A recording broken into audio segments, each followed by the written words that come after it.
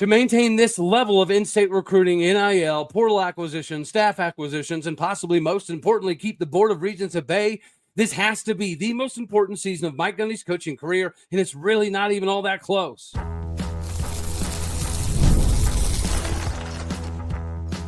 You are Locked On Oklahoma State, your daily podcast on the Oklahoma State Cowboys, part of the Locked On Podcast Network, your team every day. Howdy, y'all, and hello, all. Welcome back to Locked On Oklahoma State, your top stop for all things Cowboy and Cowgirl related. My name is Cody Stovall. I want to thank you kindly for stopping by to make this your first listen. We're available on all of your podcasting platforms, visually as well on YouTube. Find me personally on X at Aldeo State. Today, we're partially brought to you by FanDuel. Football season is literally right around the corner. Make sure that you visit the FanDuel app today and start planning your future bets now. Join Mike Gundy in this season of capitalization by going to FanDuel.com or the FanDuel app today. Meanwhile, we get to slide right into this Mike Gundy conversation. And I don't think that Mike Gundy should be looking at a potential hot seat style of conversation entering the season. He answered the call, got rid of all the problems coaching, and he uptick the NIL, uptick the recruiting, uptick the portal acquisition talent department, and the financial compensation that we're willing to give to bring all this talent in. So it's not, in my opinion, in a hot seat position. But if you look at the connecting of the dots surrounding the Board of Regents and all of the people that were inside the program that essentially were kind of helping Mike Gundy and working around the Board of Regents to secure his new contract, and the fact that Chad Weiberg's not been renewing a new contract. Dr. Schrum has been booted from the university. Chris Young, who doesn't necessarily have a tie into Mike Gundy, but he's also been removed. There's several admin individuals that have either been removed or they've retired because of a lot of this instability happening around the Board of Regents. And some of it is directly tied into Mike Gundy. It seems as though that if you connect some of the dots, some of the Mike Gundy people are the ones that are either retiring or being pushed out or so on and so forth. So that leaves Mike Gundy somewhat on an island. And we have been very successful at in-state recruiting. Oklahoma Super 30 just kind of came back out. It's fun to look at the list, right? You still see the Taj Overtons, the Katie Batman Jones, the Trey McLaughlins, the Aiden Martins, the Carter Langendorfers. All of the top players in the state of Oklahoma are pretty much committed to Oklahoma State. So a natural question is, well, how do the Cowboys maintain that? How does Oklahoma State have a shot at having the number one recruits in the state of Oklahoma come to Stillwater once again, 2 years in a row? Because next year there's 4-star offensive linemen that are going to be peppering this list. How do the Cowboys get those four dudes? How do they get the top players in the state again? I think a large portion of it is predicated upon success. Unfortunately, we live in a instant gratification world, right? So, yeah, they're coming to Oklahoma State to build something for the 25-26 class, of course. But if Oklahoma State falls completely flat and the Cowboys have another 3-win season or even a 4-5-win season, I think that is going to be more than enough for the Board of Regents to say, yeah, see, guys, Mike Gundy isn't the guy. Because the Board of Regents, for at least 2.5 hours over the summer, they had seemingly moved on from Mike Gundy being the guy. And the minute that you put that into your head that it is okay, that we can move on from a dude, it's kind of hard to get that taste out of your mouth. Mike Gundy needs to have a big season to prove that. Now, notice I didn't say his biggest season of all time, but this needs to be the most important season of his career. And I think he realizes that, not only because he's showing that youthful exuberance of being out on the field, getting into it, not physically, but just being more involved and screaming and yelling and hooting and hollering and being right next to the linebackers, being right next to the running backs. That's a good sign. Him bringing in Todd Grantham and all of his SEC staff with him and paying him adequate money to run an entire defense like a head coach to some degree. He's done that. But you got to win.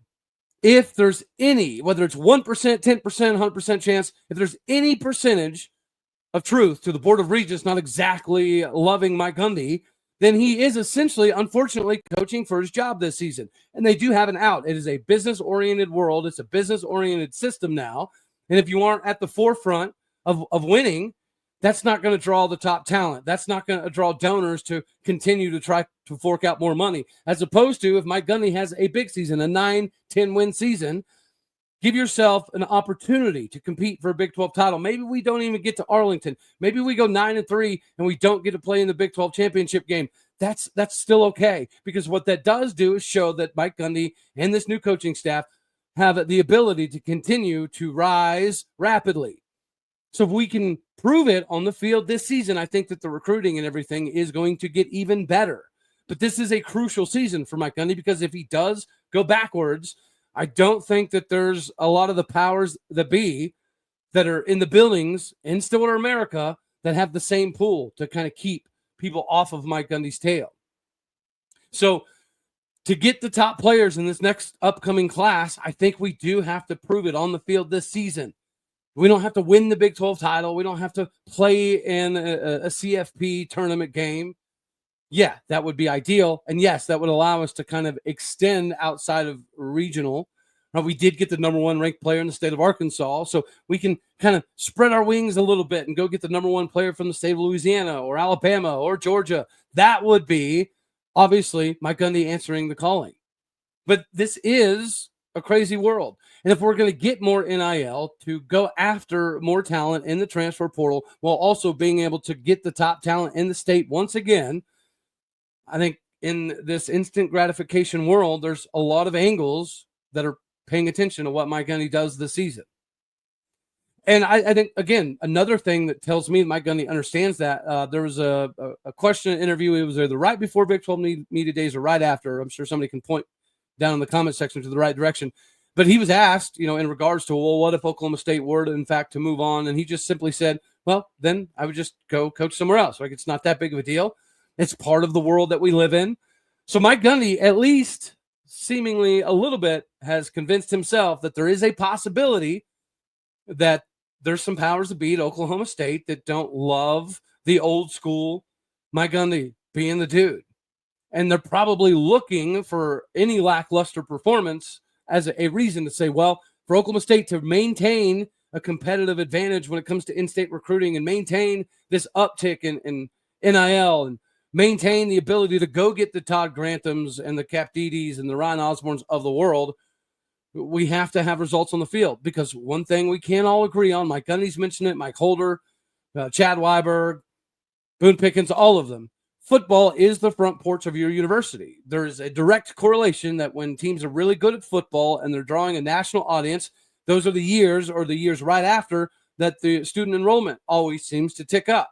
So if you're really good at football and you're getting yourself more national exposure, that typically always means more enrollment. More enrollment means more money for the faculty and the staff and things of that nature that make the campus actually operate. But if your football team is not good, if you can't get the top talent in the state, you can't come up with more donors that are willing to fork over NIL, if you can't get the top players, players, transfer portal players, or the top coaches in the country, then you're not going to be part of the next round of realignment or TV contracts or whatever the case may be, which the Big 12, thankfully, Brett Yormark has answered the calling there. I was hoping that maybe he would go pick up a couple ACC schools, but the things he's doing are precisely why he got an extension, and he just got the Big 12 multiple extensions. But that once again accentuates this is a business-driven world, and the Board of Regents are at least trying to view this thing from a business lens. And if the business is not good, then they're going to move on to somebody who can help the business become good. After a 3-win season, there's nobody doubting the fact that Oklahoma State has to have a response. But most people keep insinuating that a 6-6 season or a 7-5 season, just getting Oklahoma State back into bowl contention is going to be enough. I don't think that that's the case. Again, I think he's earned at least another year by firing all of his best friends. Like, this is something Gundy's always been known for. If he hires you and he likes you and you do a pretty decent job, he likes to keep you for 10, 15, 20 years. That's just how Mike Gundy rolls. So for him to get rid of the Casey Dunns of the world or the Charlie Dickies of the world, who he had a massive amount of respect for at Kansas State and that old Bill Snyder tree connection, for Mike Gundy to move on from guys like that, it's a big deal. To me, that shows that he understands things have to change. The lay of the land is different. He hired Todd Grantham and said, you know what? You bring all of your SEC NFL staff with you. You recruit how you want, do what you want, where you want. I'm not going to step on your toes. The installation of the playbook, I'm going to let you kind of dictate how that needs to happen, who's going to be the starting lineups, all of that. And here's an amount of money that we have.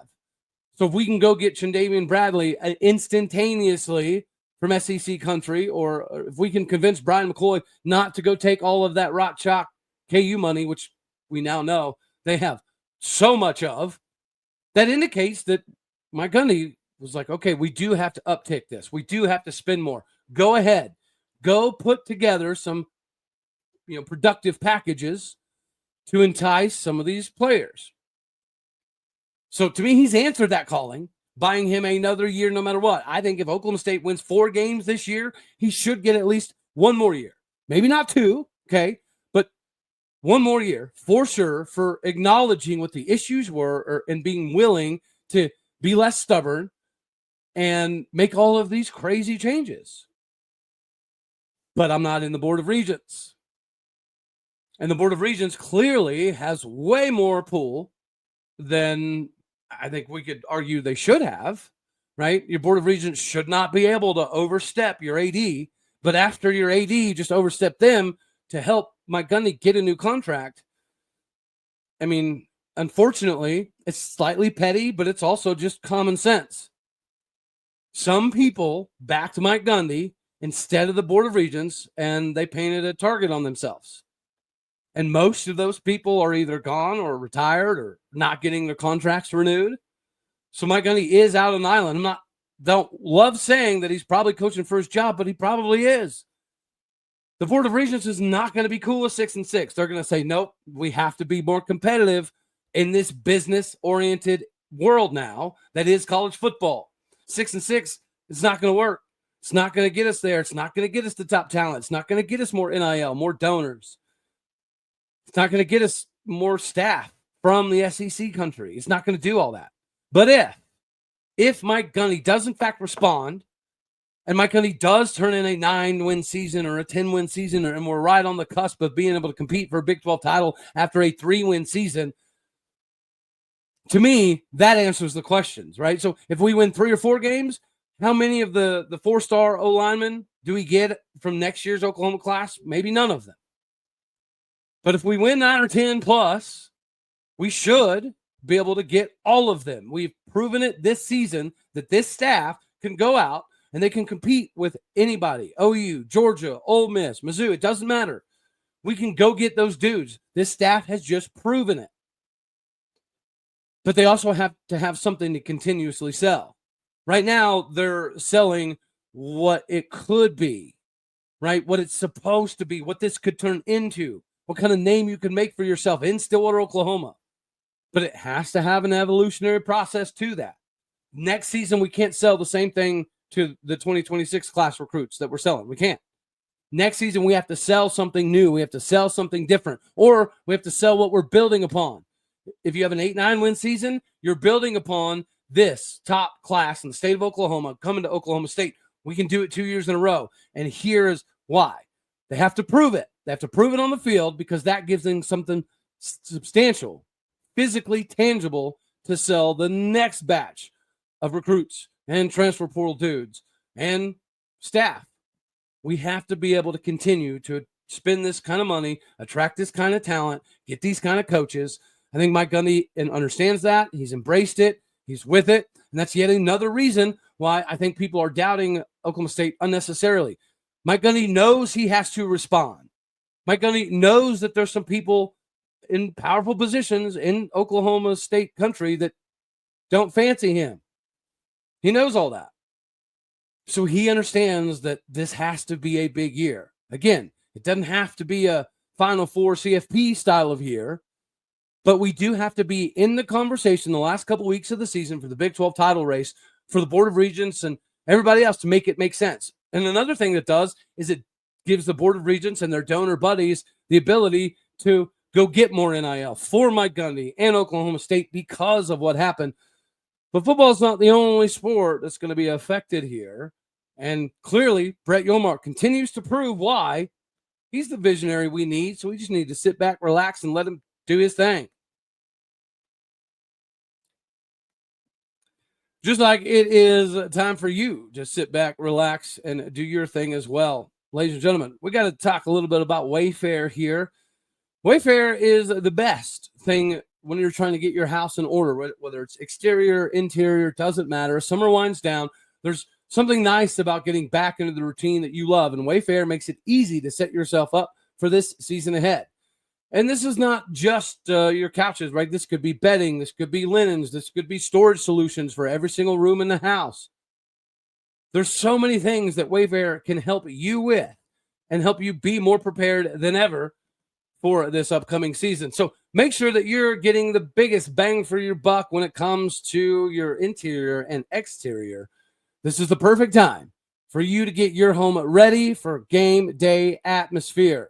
Whether it's organizing, upgrading, whether workspace, weekend dinners, making everything easier, Wayfair's here to help you. Get organized, refreshed, and back to the routine for way less. Head on over to Wayfair.com right now to shop all things for your home. That is Wayfair, WAYFAIR.com. Wayfair is where you need to go to get every single style for every single home. Let's see if this works. No, it's not working. I don't know what's happening. All right, let's slide right into this thing here. Anywho, all right, now we get to jump into segment 2 here. Brett Yormark continues to prove that he's got the Big 12's best interest at heart. Yes, I was hoping that he would kind of, rock the world a little bit by making an announcement that we're going to go after Miami or Louisville or Georgia Tech, Virginia Tech, something to that effect. But this works too, because people are constantly talking about how this is eventually going to, a mega conference, which I kind of do believe is going to happen as well. I just don't necessarily buy that it's going to be the Big Ten and the SEC only, right? That's what I don't buy. I think even the Big Ten and the SEC understand that there's some levels of parity that is good financially. The David versus Goliath conversations are always going to drive a large portion of any fan base outside of your Alabama, Georgia, Ohio State style of fan bases. So even if we were to go to this mega conference thing, I don't think it would be just the Big Ten and the SEC. I do think that it would be a large contingent of the Big Ten, the SEC, but they would also take, the top few teams from the Big 12, the top couple teams from the ACC, maybe the top team from the Pac-12. I think that they're going to go with like a top 50-ish style of model. But anywho, that doesn't matter right now because the Big 12 needs to be part of this conversation.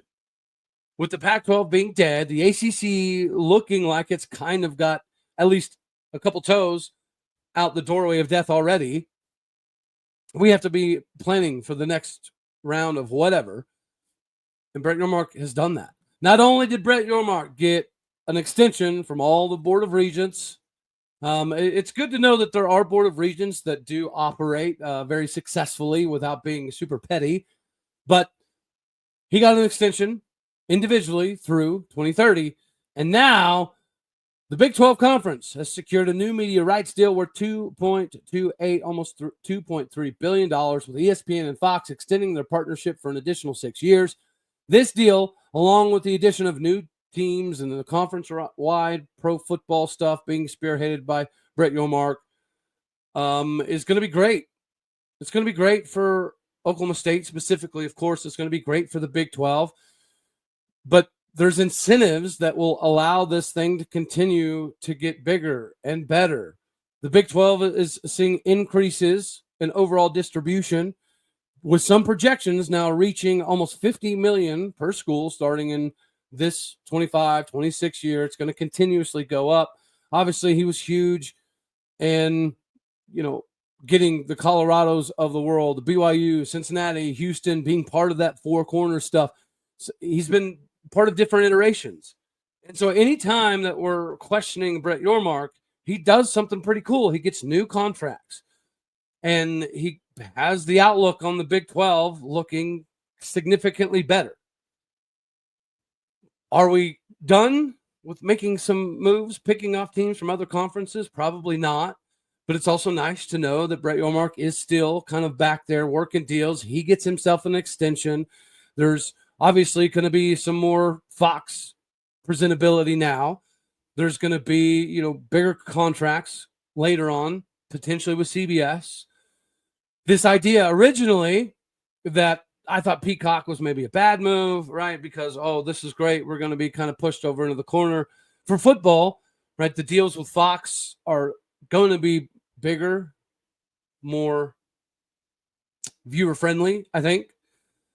For the shade I was throwing at the, we're going to Peacock way, I mean, NBC, CBS, Fox, and we do still have something cooking with ESPN.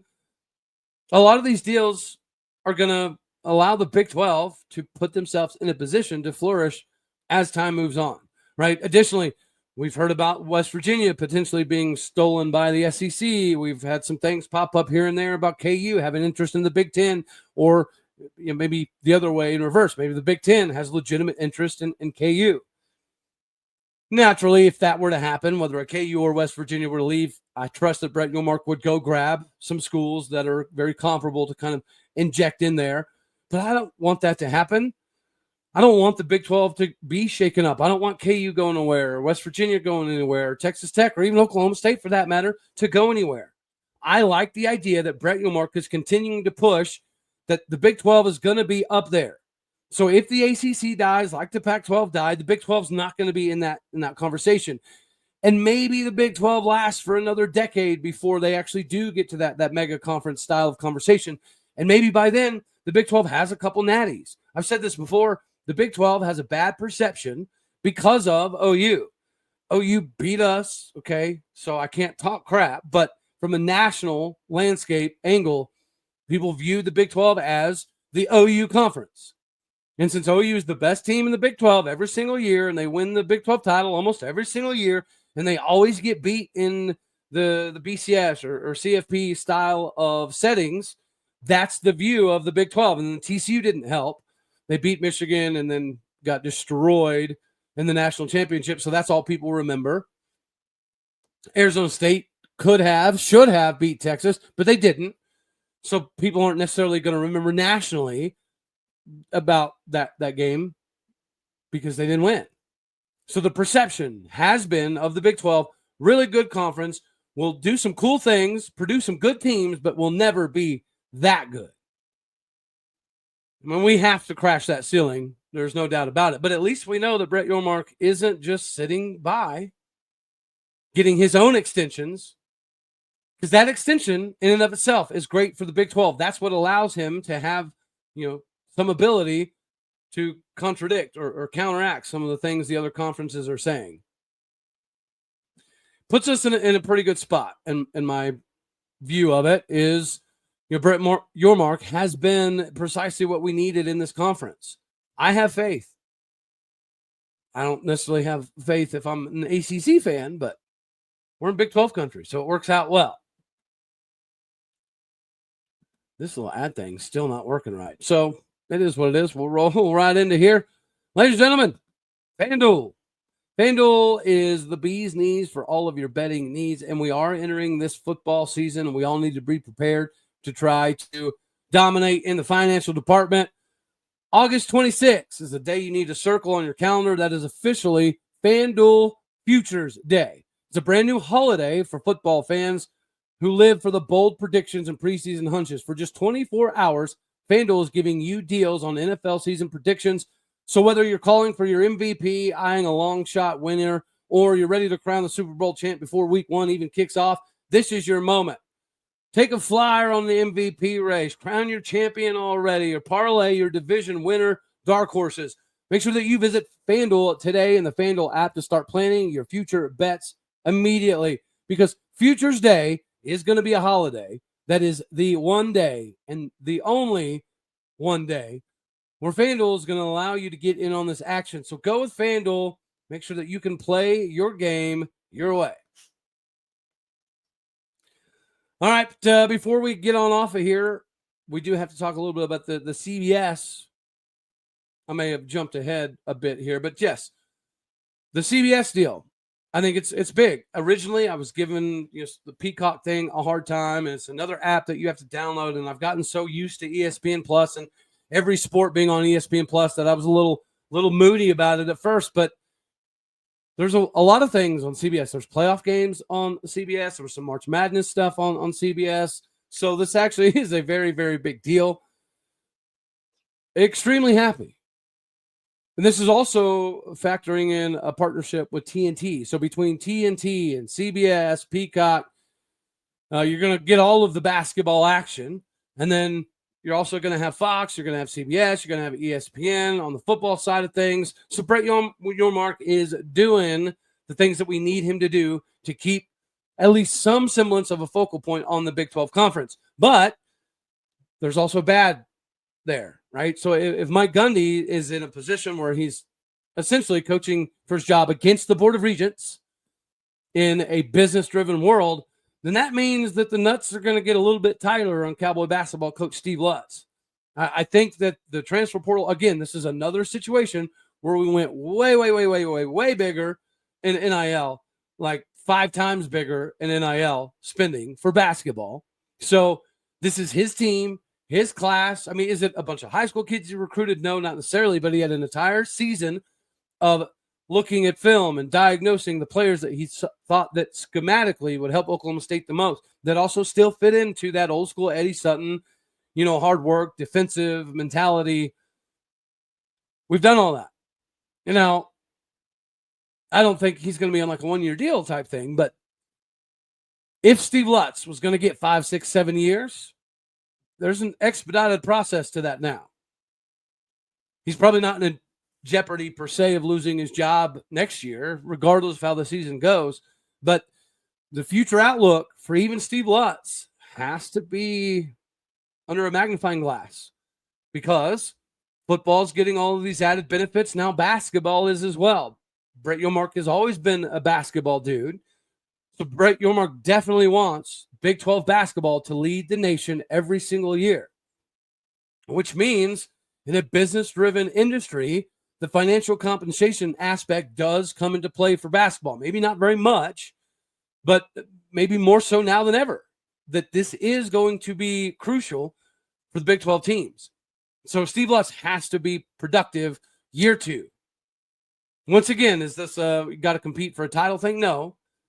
But Oklahoma State has to make some noise in basketball. For all of these new contracts, all it does is, puts the pressure on Steve Lutz. So let me know down in the comments section of what you think Oklahoma State basketball needs to accomplish this year for Steve Lutz to have a nice little cushy position moving forward. But football and basketball, they're the 2 most visible things that are going to drive marketability and profitability, which in turn typically helps drive student enrollment, which helps you upgrade faculty and things of that nature. So it all ties in together. But if football and basketball are not good, then everything starts to go backwards. If you're a baseball coach, softball coach, even a women's basketball coach, probably you're going to get a decent amount of leash. You're going to get a pretty long leash because you're not making or losing necessarily a whole lot of money either way. So, you're going to get more forgiveness. But if you're a football coach or a basketball coach, you got to win. You got to be able to recruit. You got to get NIL. You got to convince more donors to be involved.